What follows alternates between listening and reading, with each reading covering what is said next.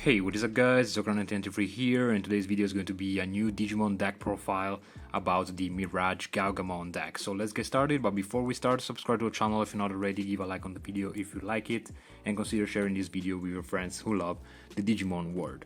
Before we start, I also wanted to talk to you about Card Trader, and I really want to suggest you to use Card Trader and to try it out. You will find the referral link down below to create your account in Card Trader, and you can also use the discount code OCRAM5 to get the 5% discount on your first purchase. So take a look at that website, which is really nice, and with the Card Trader Zero program, it's really good because you can order cards from different sellers. Those cards will be sent to Card Trader, and then Card Trader will send all of those cards to you in just one shipment. So you can save a lot on shipment costs, which is really a nice idea. So try also Card Trader, it's really nice. And let's go, and don't forget to use the OCRAM5 discount code and the referral link that you can find in the description down below. So let's get started, and let's start from the eggs. I'm playing, of course, the one Bukamon. This card is really nice, allows you to have an easy jamming. As you know, is limited, that's why we only have one copy of him. Then I'm running 2 copies of Digimon. There could be just 3 copies of it. I just want to toggle around with the eggs because they are not super relevant in my opinion, except for the jamming one. So I just wanted to have more of them because this one is super cute. So what is the difference between these two and why I'm playing just one of these? You can just play 3 of these and you're good. Basically they are the same. While you have 8 or more cards in your hand, this Digimon gets plus 1k, and this says that all turns while you have another blue Digimon, this gets plus 1k.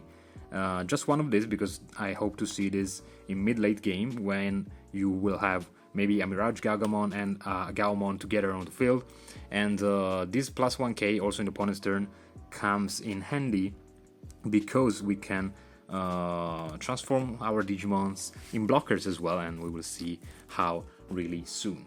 Then for the level 3s, I'm playing the 4 copies of Gaomon. This card is MVP among the Gaomons for sure, because this allows you to have an extra attack with your burst mode. This deck is still doing really good and it will keep doing that at least for a while. Then for the other rookies, I'm playing 2 Gomamon. This Gomamon is the one that can trash one Digivolution card, which is really nice at the start of your main phase, and then it floats on the field as inherited effect, which is really nice.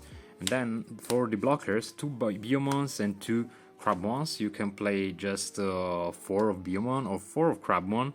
Also here, the most important thing is the jamming, the inherited jamming that both these cards will give to you. And as an additional effect, as you can see, Biomon is a blocker, so even if you let him come out from the breeding zone, it's gonna be a blocker. But Crabmon, on play, will let one of your Digimon gain blocker, so you can give blocker to himself when you play it like that, and this is an extra blocker maybe for late game. But you can also play it and give blocker to a Miragegaogamon, which will be pretty huge, trust me. Then for the level 4s, 4 copies of the old OG Gaogamon. This card bounces 1 and allows you to gain 1 memory inherited.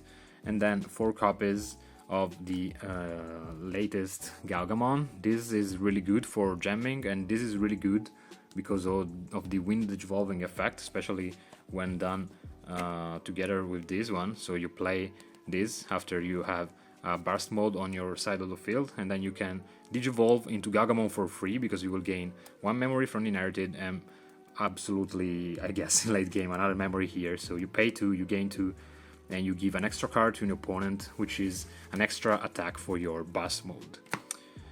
And then to finish off the level 4s, 1 Shichuemon, because it's like the combination of the 2 Gaogamon that we just saw. So on playing when evolving will bounce 1, but the inherited effect states that we have jamming. We really want to have jamming. Then 1 copy of Gaogamon. This is limited as well, so 1 copy mandatory. 2 copies of the Gaogamon that cannot be redirected because of Mother Reaper and maybe some black decks. This is really nice. Then I am probably the only one left here playing 4 copies of Zudomon Ace. This is like an extra Miragegaogamon to me. This card is this card on steroids. The only problem, of course, is that it's not called Gao, and it has the overflow, but it's probably the best ace in the game. It is still the best ace in the game.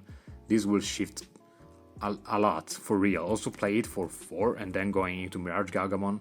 On the top of this, it's already pretty crazy. You can bounce 2 cards, and still it's a counter that can counts out of nowhere. And then still for Mother the Reaper, and because I don't like to be redirected, I'm playing 2 copies of Wankumon. This card is pretty straightforward blocker, and inherited. The attacks at target cannot be changed. Then for level 6 is 4 copies of the Best Boy that probably will be limited or banned. I don't know. This card is ridiculous. This card is ridiculous. 4 copies mandatory. MVP of the game. And the one Exablaumon, just in case. With some decks can be auto win, and it's nice having one. And that's it. You know Exablaumon.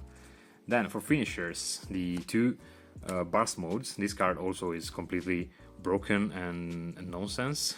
This allows you to attack multiple times, swing 4, 5, sometimes even 6 times in a row. 2 copies because we have the Scramble. And then last but not least, I added one Gabumon Bond of Friendship Ace. This card is a level 7 ace, and trust me, it won me so many games. It is random, 1 copy. Maybe you can also toggle around with 2. But these won me games that otherwise would have been lost. No one is expecting this coming out from this deck at least. And it's really, really nice. Then for the Tamers, 3 copies of Thomas, the play cost 3 Thomas, and 2 copies of the Setter Thomas. This is fine. You can play 3 and 3, someone is playing 2 and 2, I'm good with that. Then for the options, I like to play a lot of options as always in my decks. So we have one Ice Wall that I deem to be mandatory in any blue deck. Blue Scramble that allows us to play 1 less Burst mode because we can recover it from the trash. This is really nice. It's a stable card. Also here you can play 2 if you want, but 1 is fine for me. Then the Mental Trainings, 4 copies of this. This allows us to do everything. This is crazy. Then 2 copies of the Blue Memory Boost. You can toggle around with 3 as well. And then last but not least, Full Moon Meteor Impact. It can be a Hammer Spark, it can be an Ardent Monster, it can be anything you want. But I really, really prefer to have options. Also for the security game, because this is still a game based pretty much on luck for the security stuff. So having one solution, it's really nice, trust me. So that's it for today, guys. I really hope you enjoyed this video. Let me know in the comments down below what do you think about this deck and how much time you think this will survive to the ban list that is gonna come out in probably 1 month, more or less. I remember you to use the referral code that you can find in the description box below to do your card trader subscription, and then you can use the discount code OCRAM5 to get the 5% off of your first the first order you make on Card Trader. It is a really nice website, and it's a lot of cards, a lot of games. And with Card Trader 0, as I told you, you can also combine the shipments into only 1 shipment, which is really, really nice. So that's it for today. Subscribe to the channel if you're not already, and see you in the next one.